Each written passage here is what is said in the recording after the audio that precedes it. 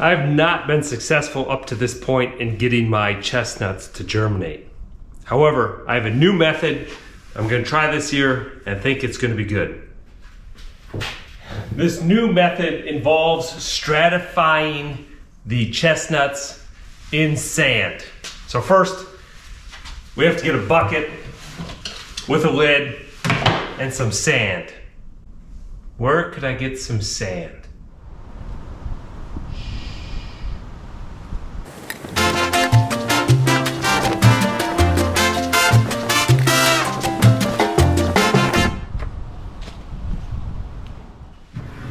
Now that we have a bucket with some fairly wet sand in it, basically we just have to mix our chestnuts in here. Stratifying is a fancy word for mixing them in there. Then what we're going to do is put our lid on our bucket. The lid is essential so critters, namely squirrels, don't dig these things up and eat them all on us over the winter. So what we're going to do is bury this bucket in the ground outside. Chestnuts are one of those rare seeds that requires a freeze-thaw cycle, as if they're outside sitting on the floor of the woods to get them to germinate. So we can try to simulate this in the refrigerator, things like that, which I did last year. You can do that over the long term, but what I've seen most people have success with is this method, just using nature to our advantage. I can't plant these things for the next few months anyway until winter is over, so I might as well just put this outside, bury it in the ground, and we want it down a little bit so this doesn't freeze completely. The idea is we're using the surrounding ground as sort of an insulation for this bucket. The weather has changed here significantly now. It is middle of November and the ground is starting to freeze, so I need to get on this. I need to take a hole for this bucket and get it in the ground before I can't dig anymore. So let's get to it. I'm going to save a few of these nuts. A few people have reached out to me to share these, so I'm going to do that. Probably take out 20 or so. I collected 52 of these, so it's a pretty special commodity. I do not have that many of it. It's not like I get thousands of them. Very limited quantity, but each one of these can represent a new chestnut tree.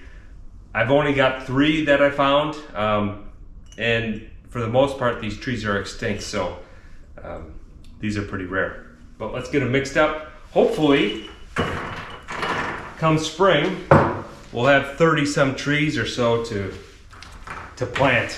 That would be awesome, and take good care of them. Hopefully, going ahead into the future, we've got more chestnuts back in their native forests.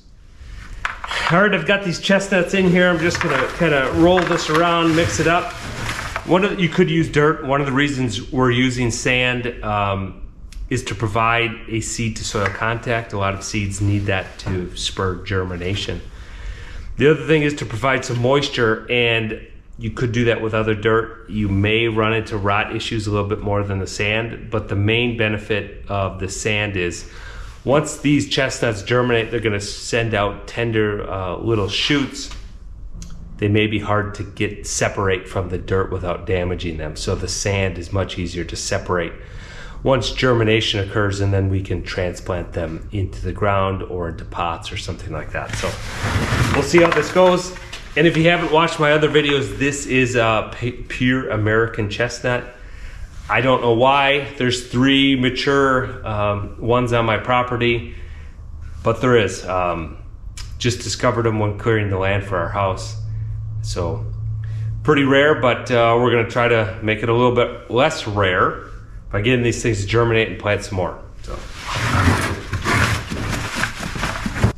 All right.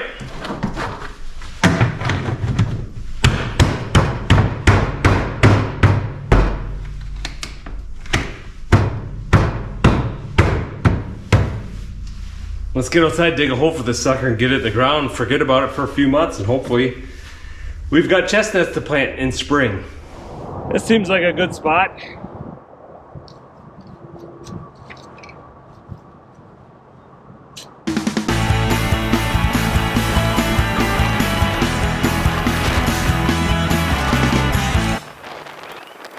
I'm not sure how I got so lucky. I actually picked a spot where I didn't run into a single rock, so that went pretty quick. Now we just have to wait on these, check on them in spring. Hopefully we've got about 30 chestnuts that are germinated and ready to plant. Thanks for watching. Adios.